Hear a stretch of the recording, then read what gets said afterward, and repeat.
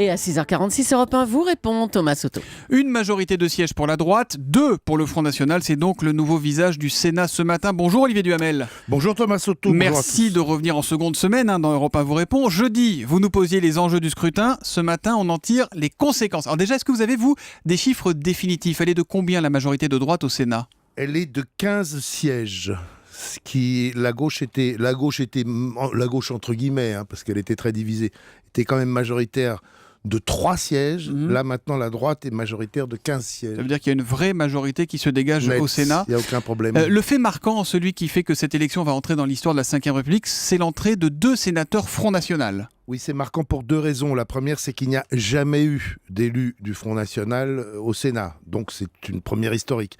La seconde, c'est que c'est très significatif parce que pour être élu, n'est-ce pas, il faut obtenir, compte tenu des départements où ça s'est passé, c'est-à-dire le Var et les Bouches-du-Rhône, il faut franchir un certain seuil pour participer à la répartition de la proportionnelle.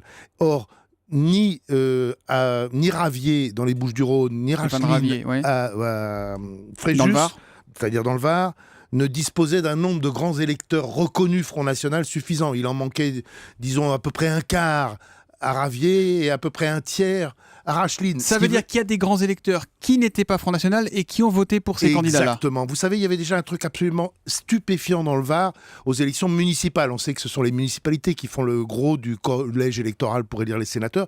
Aux élections municipales, vous aviez 2 fois plus de candidats de tête de liste sans étiquette que vous n'aviez de socialistes ou du MP.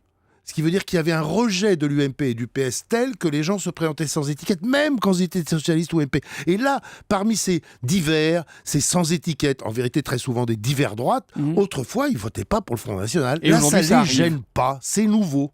Alors, le Front National a une position contre le cumul des mandats. Ils ne sont pas tous d'accord, mais il y en a beaucoup qui sont contre le cumul des mandats. Prenons Racheline, par exemple, donc nouveau sénateur du Var, maire et conseiller régional. Qu'est-ce qu'il va faire? Ils vont démissionner. Il y a beaucoup de gens qui sont contre le cumul des mandats en soi et pour le cumul des mandats pour soi. C'est ça. On est contre tant qu'on n'a pas plusieurs mandats. Voilà. Ensuite, la loi a voté une application différée dans le temps. C'est-à-dire que c'est seulement à partir des élections de 2017 que il faudra, on pourra après 2017, il faudra choisir à l'élection locale suivante quel mandat on garde. Ce qui veut dire que vous voyez, ils ont jusqu'à 2020 pour pouvoir avant d'être obligés de choisir, ça laisse quand même une sacrée marge. Mais ces 2 sénateurs FN, ils vont servir à quelque chose? Ils ne sont pas trop isolés? Non, au sein du Sénat, ils ne vont pas servir à grand-chose. Une fois de temps en temps, ils piqueront un coup de gueule. Et d'aucuns diront d'ailleurs, ce qui est terrible, mais c'est comme ça qu'après tout, ça réveillera aussi un peu le Sénat. C'est pas en soi scandaleux qu'il y ait des sénateurs du Front National. C'est la démocratie après. Il faut bien se tromper. Voilà, il ne faut pas se tromper. C'est pas scandaleux. Ils représentent une partie importante des électeurs. Ils peuvent avoir des représentants. C'est juste, je le répète, très significatif d'un grand changement dans notre vie politique que maintenant, voter pour le FN, c'est normal pour beaucoup de gens. Une majorité de droite qui remplace une majorité de gauche, ça va changer quoi pour le gouvernement? Je voudrais vous lire un tweet d'Olivier Sarrazin avec le hashtag un matin. Quel changement dans le vote des lois, sachant que la plupart ont été retoqués par le Sénat, ça ne changera rien. Il a raison ou pas, cet auditeur? Non, la plupart ont été retoqués par le Sénat, c'est un peu excessif. Certaines des plus importantes, notamment budget, ou réforme territoriale, ont été retoquées par le Sénat. Ce qui est fort symboliquement.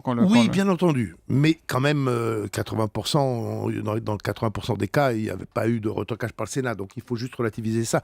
Non, ça ne change pas énormément. Je pensais à une chose très simple pour ceux qui ont un peu de mémoire ou qui connaissent un peu d'histoire. Les socialistes, ils ont gouverné 2 fois 5 ans sous François Mitterrand. Et ensuite 5 ans sous Lionel Jospin. Et dans ces 3 cas-là, le Sénat était à droite.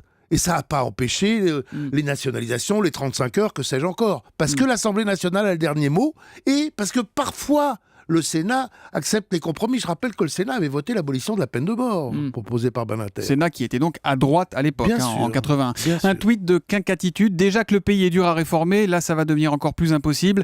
La France un peu plus dans la mouise. Bon ça c'est une appréciation on va dire. Non, ça rend pas plus impossible. Ça peut prendre un tout petit peu plus de temps, mais en même temps si on prend un peu plus de temps pour soigner les lois qu'on fait, c'est pas forcément un mal.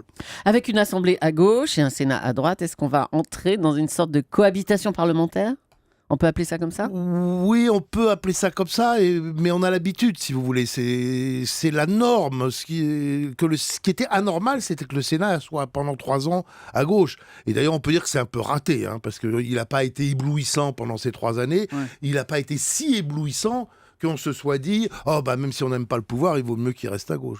Alors il y aura l'élection du président du Sénat, ça aura lieu mercredi a priori, Jean-Pierre Raffarin, Gérard Larcher et peut-être Philippe Marini en outsider. Oui, ça, on a un tweet de V de Montfort qui nous dit si Hollande devait disparaître, c'est bien le président du Sénat qui devient président par intérim. Il devient président par intérim, mais il ne l'est que le temps de l'intérim, c'est-à-dire qu'une élection présidentielle est organisée, disons pour simplifier, dans le mois qui suit, et là, il quitte l'Élysée. Mais quand même, il aura été président de la République, l'un des deux, si François Hollande ne va pas au terme de son mandat. Mais c'est vraiment un organisateur dans ces cas-là. Il est là pour organiser le scrutin, pas plus. Absolument, et pour garantir que les choses se passent bien. Et dans le passé, d'ailleurs, Alain Poher, président du Sénat, devenu président par intérim, avait envoyé des magistrats outre-mer pour qu'ils aient arrêté les fraudes électorales et tout. Il avait fait des choses.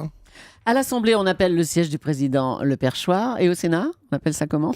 Le siège du président du Sénat, ça a un nom? Belle colle. Je bon, devrais pardon. me méfier de Julie. Désolé. C'est le plateau, le perchoir à l'Assemblée et le plateau au Sénat, non? Je ne me risquerai pas à dire oui, parce que je dis je ne sais pas. Eh ben c'est parfait. On vous invite aussi pour nous dire que vous ne savez pas. Quand vous ne savez pas, ça crédibilise tout le reste, tout ce que vous savez. Merci Olivier Duhamel d'être venu ce matin en direct sur Europe 1. On va se renseigner quand même sur le nom du président, le lieu du président du Sénat. Je pensais que Julie avait la réponse, non? Eh non, même pas. Moi je dirais que c'est poser une vraie ça, question. mon cas n'est pas aggravé, c'est déjà ça. Non, mais c'est marrant parce qu'on parle toujours du perchoir et pour le Sénat, il n'y a pas d'équivalent. Olivier Duhamel, on vous retrouve tous les samedis de 10h à 11h sur Europe 1 dans Mediapolis avec votre compère Michel Field. Merci beaucoup et bonne journée à vous.